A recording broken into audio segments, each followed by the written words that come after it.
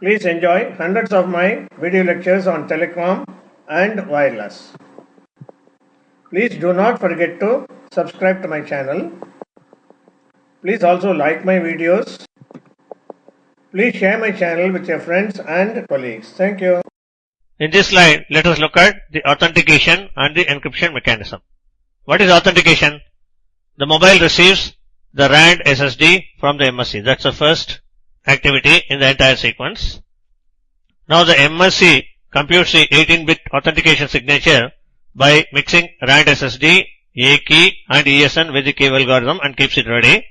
Simultaneously, the mobile also computes a 18-bit authentication signature by mixing RAND SSD, A key and ESN with the key algorithm.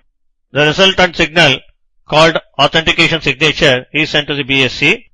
MSC receives this and MSC knows the expected answer because it has already computed this 18-bit signature and kept it ready.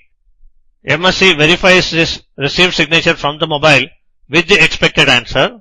If the expected answer and the received answer match 100%, then MSC authenticates that the subscriber is genuine and legitimate and allows the call to proceed.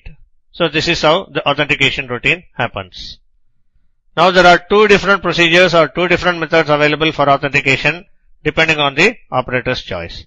One is called global challenge, where all the mobiles are challenged with the same random number by the MSC, or another method called unique challenge, where specific random number is used for each requesting mobile.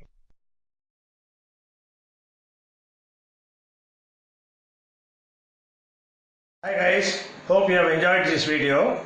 Before you leave this, please ensure that you are subscribing to this.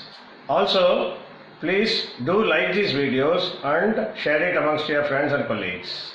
There are plenty of other videos and I hope you will be able to find time to browse through all these things. Thank you.